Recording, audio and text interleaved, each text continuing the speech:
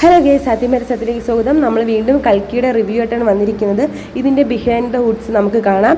അതുമാത്രമല്ല, നമുക്കിതിലെ കേന്ദ്ര കഥാപാത്രങ്ങളായിട്ട് വരുന്ന പ്രവാസും ദീപിക പദുക്കോണിൻ്റെ ഡയലോഗ് എന്ന് പറഞ്ഞു കഴിഞ്ഞാൽ ആകെ ഹായ് ബൈ ആ ഒരു ഡയലോഗ് മാത്രമാണ്. അത് ഏറ്റവും രസകരവുമാണ്. അതുപോലെ അത് അത്രയും പ്രാധാന്യമുള്ള ഒരു ഡയലോഗും കൂടിയാണ്. ഒരുപാട് ആക്ടേഴ്സും ഒരുപാട് നായികമാരും ബോളിവുഡിൽ നിന്നും മലയാളത്തിൽ നിന്നും ഒരുപാട് നായകന്മാർ, നമ്മുടെ കമലഹാസൻ ഉൾപ്പെടെ എല്ലാവരും അഭിനയിച്ചിരിക്കുന്ന അടിപൊളി കിടിലൻ ഫിലിമാണ്.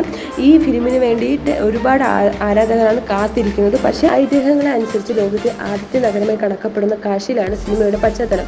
ഒരു കാലത്ത് അതിൻ്റെ പരാകൃതിക്കും ജ്ഞാനത്തിനും ദേവിതയ്ക്കും വേണ്ടി ആഘോഷിക്കപ്പെട്ടിരുന്ന ഈ നഗരം ഇപ്പോൾ ചീഞ്ഞളിഞ്ഞ ഭൂമിയുടെ ഒരു തരിശായി മാറിയിരിക്കും. ഈ ഫിലിമിന്റെ സുപ്രീം യാസികൻ, അതായത് കമലഹാസനാണ് പ്രധാന എതിരാളിയായിട്ട് ഈ ഒരു ഫിലിമിൽ വരുന്നത്.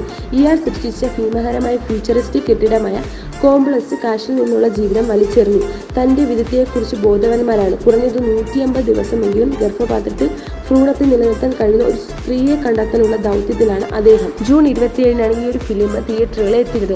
വൻ താഴ്നിര അണിനിരിക്കുന്ന ചിത്രത്തിനായി വൻ പ്രതീക്ഷയോടെയാണ് ആരാധകർ കാത്തിരുന്നത്. പ്രവാസ്, കമലഹാസൻ, അമിതാഭ് ബച്ചൻ, ദീപിക പദുക്കോൺ എന്നിവരെ കേന്ദ്ര കഥാപാത്രങ്ങളാക്കി നാഗേശ്വരൻ സംവിധാനം ചെയ്ത ചിത്രമാണ്. ബിഗ് ബഡ്ജറ്റ് ചിത്രമായ കൽക്കിയുടെ പ്രൊമോഷനായി വമ്പൻ തുകയാണ് അണിയർ പ്രവർത്തകർ ചെലവാക്കിയത്.